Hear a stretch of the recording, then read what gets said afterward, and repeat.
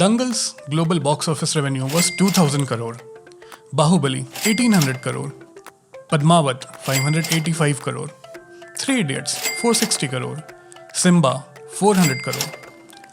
But the occupancy rate has stagnated in the last 10 years. So if people are going to the movies less often, what is driving the global box office revenue? To understand this, you need to understand the economics of Bollywood. Number 1, how do movies get funded? Number 2, what is the role of government subsidies and alternate revenue models? Number 3, how are expenses recorded in Bollywood? And number 4, what is the economics behind 500 rupees popcorn buckets in movie theaters? So what exactly is driving Bollywood's growth? 10 years ago, the answer would have been simple. In-person movie going. Movie producers movie बनाते थे, theaters movie show करते थे, आप movies देखने जाते थे. Things were simple, everybody was happy. But things have changed now. You are watching this video on YouTube. You most probably have subscription to Netflix or Amazon Prime. It's safe to assume that content consumption has changed drastically. In 1990s, the theater's ticket price was 50 rupees. Now you pay anywhere between 500 to 700 rupees for a PVR ticket. That's a 900% increase. Now due to pandemic, movies have released online directly and have cut out the theaters altogether. For example, Gulabo Se Tabo. Trivia time. On a side note, I'll just point this out. Releasing movies online may seem like a new or a novel concept, but it's not. In 2000s, billionaire shark Mark Cuban's Magnolia movies used to release the movies online and in theaters at the same time in the dual format. But this format did not work, of course, because you have not seen many movies releasing like this, right? Okay, coming back. Studios today have the budget in hundreds of crores for the movies. But how do movies get funded? Movies are companies. Movies are literally companies, just like ITC or Reliance. And the studios incorporate them to raise capital. To simplify, movies are like a pre-revenue startup. Unka product abhi ready nahi hai, but they need the funding. And how do they do that? So the studios now can use their own funds, or they can raise the funds from HNIs or the PE firms or some family offices also. The investors take a passive ownership and don't get involved in the actual production of the movie, just like a limited partner in a VC firm. But the PE and the VC firms invest in startups, right? Why do they invest in movies? Well, they're using this as a way of diversifying their investments. This is an alternate investment for them. Essentially, the investment here will not get affected by other factors that affect the traditional investments like stocks. Now, even with the backing of large financial institutions, the studios rely on two major sources for raising the funds. One is the paid product placements or the brand integrations, and the second is government subsidies. Paid product placement is the reason you see so many brands in the movies. Some of these are cringy AF. So how big is the brand integration? Well, it's very difficult if you're an independent filmmaker. But if you're a large studio, the things are very different. Kuch Kuch Hota Hai in 1998 featured 144 brands during its 185-minute runtime. I could not find the latest numbers, but according to a paper, brand integration was expected to hit 800 crore number by 2010. And you know the cute part? Movies do not need to disclose this. Why? Simply because it's not legally required.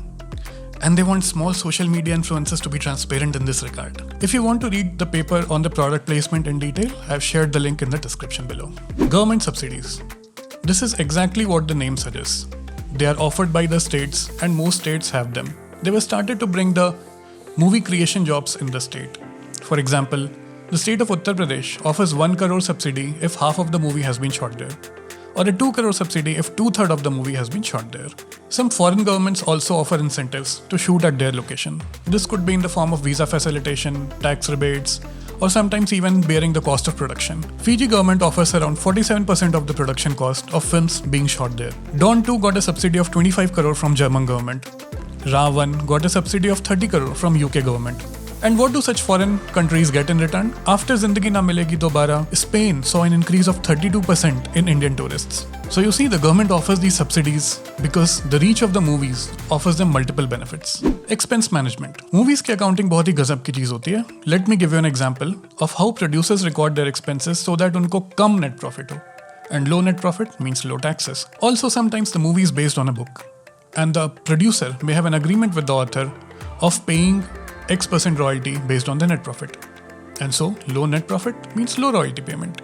Okay, so for example, let's assume a movie studio that also owns a set designing company. Studios produce movies, movies have stories, stories need sets for filming. Looks like a perfect fit, right? Do you see a problem here? The set designing company can mark up the prices and charge a higher fees for its own movie. For the producer, it's like shifting the money from one pocket to another. And this kind of profit shifting happens all the time. To understand how massive the problem is, Stan Lee is a great example. Stan Lee is the co-creator of Spider-Man. And he had a contract where if anything was created based on his characters, he would get a 10% fees of the net profit. The 2002 Spider-Man movie made $800 million in the global box office revenue. But the producers claimed that it did not turn any net profit. And Stan Lee had to sue the producers. So you see, the studios do not shy away from using shady tactics to save some money. You may have heard this before. Theaters are not in the movie business, they are in the refreshment business. Taking PVR as an example. Food and beverage was around 1/3 of the company's total revenue. Even more impressive is the margin on this revenue, 70%.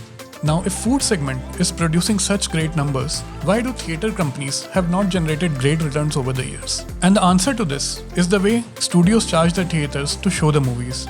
In the first week of the release, the theaters only get 20-25% of the ticket sales, and the balance 75-80% goes to the studios.